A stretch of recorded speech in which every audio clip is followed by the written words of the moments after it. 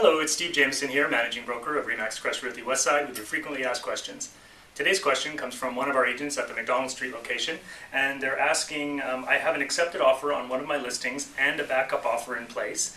Today is subject removal, and they're asking for an extension for the financing subject until Monday. And my question is the seller allowed to remain obligated to that first offer, or by changing the dates, are we opening up the offer and then the backup offer becomes accepted? That's a great question. Thanks for asking it. It is the seller's right to remain obligated to the offer if he wants to.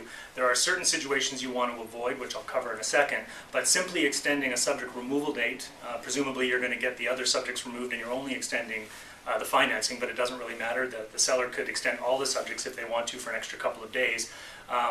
It's fine for him to do that because he's not creating a new contract. So the backup offer clause is subject to the seller no longer being obligated to the previously accepted contract of purchase and sale, and it's his right to choose to remain obligated. So for example, in your situation with extending the subject removal for financing, for example, till after the weekend to allow them some more time to get their financing in place is totally fine. That's his option to remain obligated. Where you have to be a little bit careful is if you are creating a new contract. So for example, a price change could be deemed to be creating a new contract, and since you're creating a new contract, the seller is no longer obligated to that first contract, and there is an argument that the backup offer could be now in play.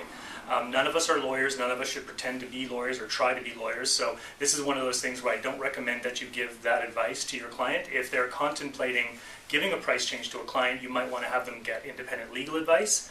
I believe in the real world what happens sometimes is, of course, the backup offer people don't really know what the price was in the contract. They just see the price that's listed for once it sells on MLS.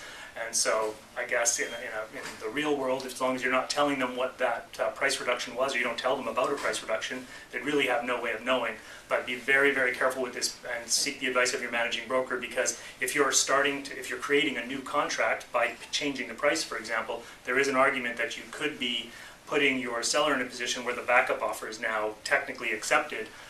So again, seek the advice of your managing broker, but certainly changing the subject removal dates, changing the contract of purchase and sale date as far as when it's going to complete, when adjustments are, any of those things are fine.